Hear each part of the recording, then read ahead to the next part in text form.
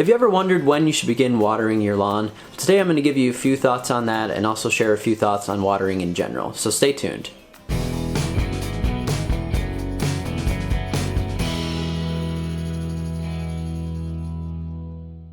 If you're not receiving much rain in the spring, then watering can actually begin right away as soon as you're not receiving 1 inch of water per week on the lawn. As you get a little more familiar with your lawn over time, you're going to start to notice the signs of when it's looking dry and when it's going to need water. Typically in the spring and fall, the temperatures are going to be much lower, so evaporation rates are going to be much lower as well. So usually the soil holds on to moisture a little bit easier in the spring and fall because we don't have those hot temperatures and the hot sun taking away all that moisture out of the soil. But what if it's springtime and you're already noticing some drying of your lawn? Let's take a look at my yard as an example.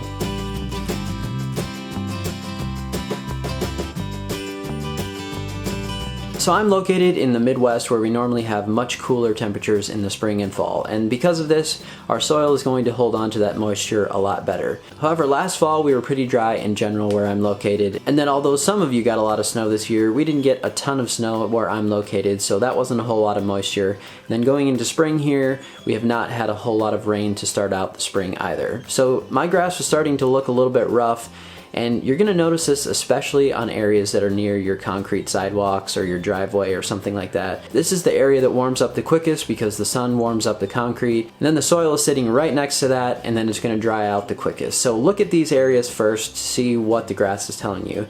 As far as mine goes, you can see that the grass is beginning to wilt in a few areas. It's just overall looking pretty stressed out and like it needs a drink of water. Now to some extent we want to stress the grass just a little bit because we don't want the grass to get water day by day by day, because this is going to lead to a very shallow root system. So we want to stress it just a little bit so that it goes deeper into the soil to look for the extra moisture. This is going to create deeper roots, and this is just going to help the lawn overall. However, once it starts to begin this wilt look, or there's some really dry spots in there that you can see overall, then this is a good time to begin to water. And also keep in mind, as far as our watering goes overall, pay attention to the weather forecast, because if you have some rain coming in the forecast, you know, a few good chances at least. I know we can't trust the forecast all the time, but if you have a few good chances, then kind of decide if maybe rain is 1 or 2 days off, then maybe you could let the grass go. But if it's looking like it's 3, 4, 5, maybe a week off before you're seeing much in the forecast, then that would probably be the time that I would start to water. So that leads us to the question then of how much should we water? And you probably heard me at the beginning of this video say we need 1 inch of water on the lawn per week.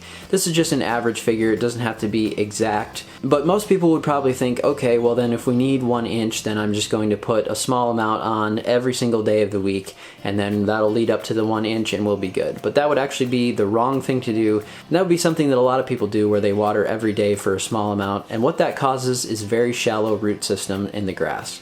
The reason for this is that, as you can imagine, if you're just getting water down into the soil a little bit every single day and it's only going down just a little bit, then the grass roots only have to go that little bit to get that water. They begin to be trained in that way that the water is just going to be sitting near the surface and they don't go any deeper into the soil to look for water.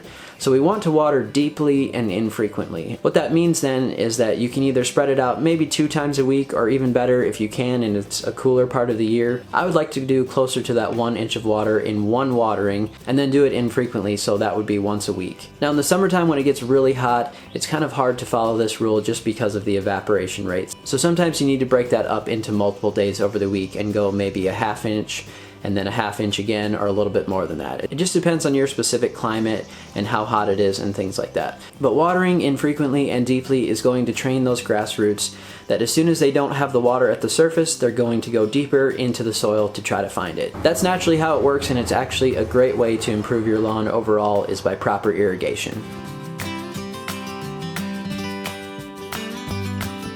So that's a little bit about when to start watering your lawn and what signs to look for when it begins to get dry, and also a little bit about watering in general. So if you have any questions about anything, please let me know in the comment section below.